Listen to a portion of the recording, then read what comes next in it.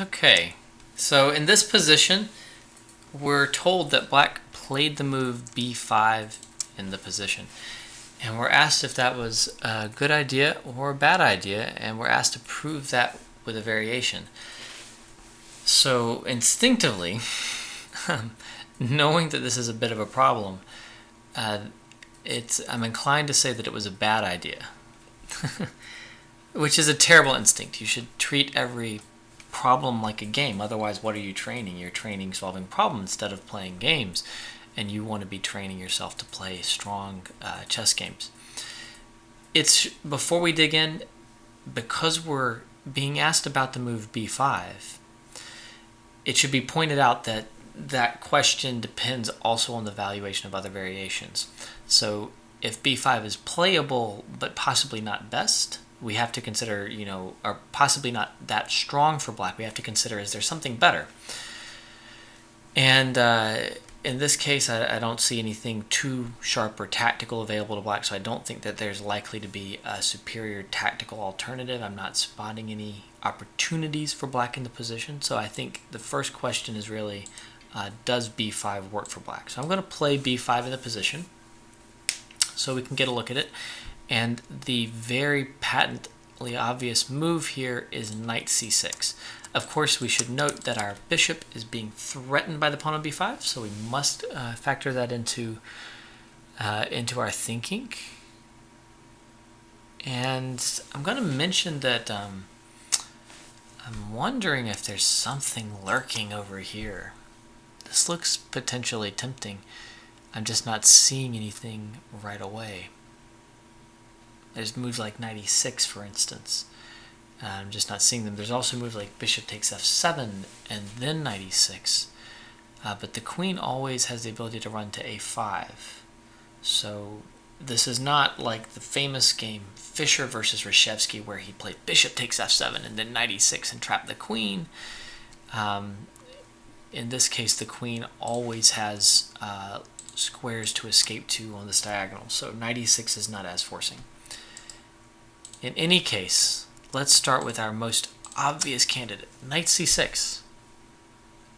Now, if the queen moves and allows us to take on e7, I feel like that is going to be a win, or really, really good for white. We'll be able to take with check, we'll be able to retreat the bishop, and then we can either use the knight to come back around to this great square d5, which is now an outpost because we've eliminated the pawn that could control that square, or the knight might take the bishop on c8 in some cases, which also would feel really good. All of that is amazing. So after knight c6, I think that queen e8 is basically mandatory for black. Queen e8 looks suspicious. You don't feel like you want to have a queen on e8. But how do we take advantage of it? How do we punish that queen for being on e8? It is lined up with our knight that is leapt into c6. And so it is possible for the knight on d7 to move, and for there to be discoveries. Knight c5 is possible, bishop b7 is possible. In fact, this knight is looking kind of ridiculous on c6 unless we can use it tactically and quickly. So after knight c6, queen e8, first question is, can we / do we have to retreat the bishop, which is being threatened? If we retreat that bishop back to b3, I feel like our knight is an idiot on c6. Knight c5 goes to a great square, hits the bishop on b3, hits the pawn on e4. The knight on c6 is totally suspect. Bishop on b7 is coming as well. Therefore, I'm inclined to look at two moves. After knight c6, queen e8, let's put those moves back on the board. I'm inclined to look at pawn to e5, and I'm inclined to look at bishop, maybe bishop d5,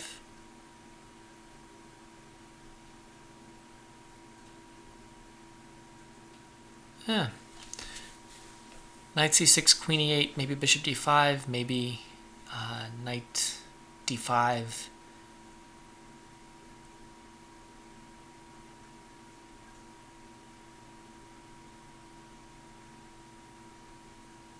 Maybe pawn e5.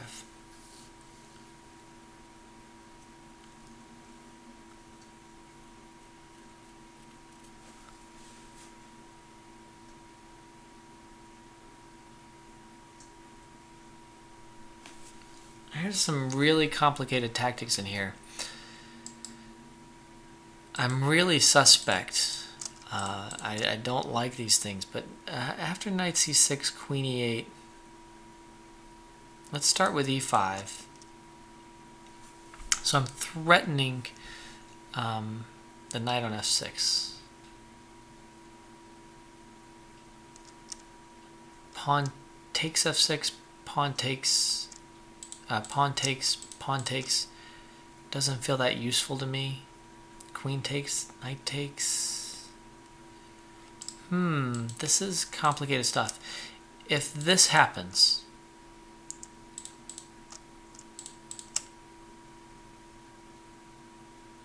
yeah, black could play knight takes e5 here. That threatens the knight on c6. So it makes sense for the knight on c6 to come back and take back on e5. It is supporting the square. But then, after all that, it's possible for black to take here. And even if you come out a pawn ahead after this, black's bishop pair and open lines on the queen side look favorable to me. The thing is, black is getting somewhere on the queen side before white does.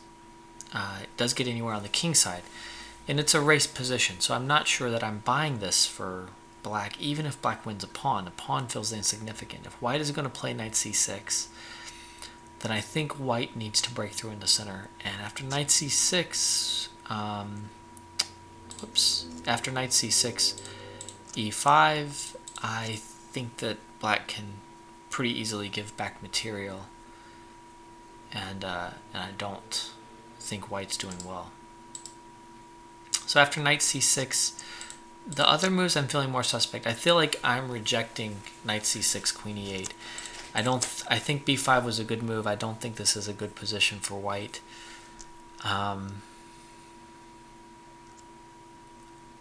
There's also the move bishop d5, which is possible. I just feel like black should ignore it and play bishop b7. Maybe this is something. Knight c6, queen e8, bishop d5. There's a lot of discoveries, knight e7. So bishop b7 now would allow knight captures e7, and then bishop takes b7, and I feel pretty good about that. I like that position.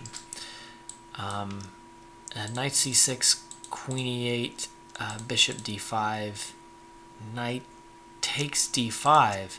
I feel great about that one. Pawn takes d5. Is there something else? You know what? I don't see a good alternative for black in this position. After knight c6, queen e8, bishop d5, all the obvious moves that I can think of are at a minimum uncomfortable. I do not want to play e6 if I am black. That would allow bishop b3. Knight c6, queen e8, bishop d5 feels like a strong move to me. I think in all the variations I can see there, white is doing well, and I think I like that. Let me consider one more thing before we evaluate this. This might be a problem. Knight c6, queen e8, bishop d5, pawn b4, and I realize now that although I'm getting worried about that, knight takes b4 just takes that pawn, and although I don't want to be pawn grabbing on the queen side, I think that it's probably okay to grab that one. So I think b5 is favorable for white. Let us ask, what could black do instead? I'm not immediately sure. Maybe a move like queen a5 is possible. Maybe a knight c5 is possible. Maybe queen c7 is possible. I think that these moves would be better, would be more favorable for black than b5, because I think knight c6 is getting white quite a strong position, but I'm inclined to think that white probably has a strong position in any case. So let's take a look at the solution in the computer, see what they say. All right, first the solution. b5 is incorrect. 1 point in the game Vlastimil Jansa, or Jansa versus De La Casa. This is also from Lugano 1968, which was the same tournament in which a previous puzzle came from. Black did not realize that the c6 square could be a springboard for white in the Sicilian. Knight c6, queen e8, knight d5 was the move black overlooked. I was aware of that, but I did not think it was as dangerous as that. Interesting. I liked bishop d5 better. So let's take a look at the computer evaluations. So I correctly said b5 is bad because of knight c6. It looks like there might be multiple options. Flip on the analysis image, from Komodo. We are seeing knight c6. We do see queen e8 is basically forced, and both bishop d5 and knight d5 are favorable, but knight d5 was stronger.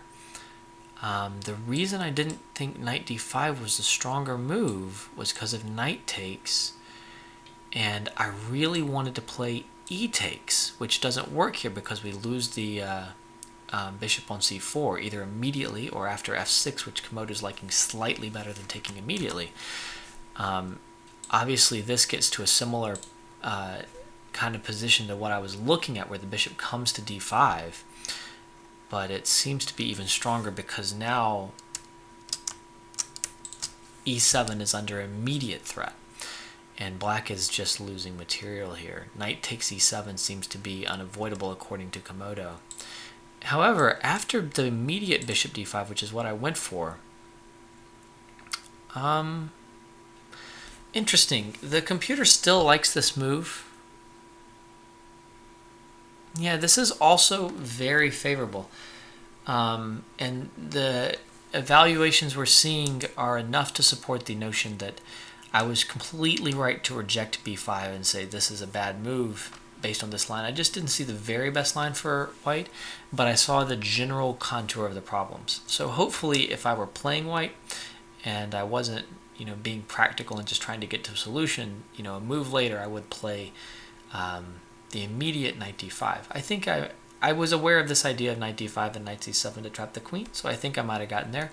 But bishop d5 was a little clearer to me because I didn't have to calculate the looseness of the bishop on c4 in these knight takes d5 lines and all that. But it really, I should have given knight d5 more consideration than bishop d5. I was kind of being conservative with that move, but it is favorable as well. You see +1 from Komodo now, so take that, call it a win, move on to the next position.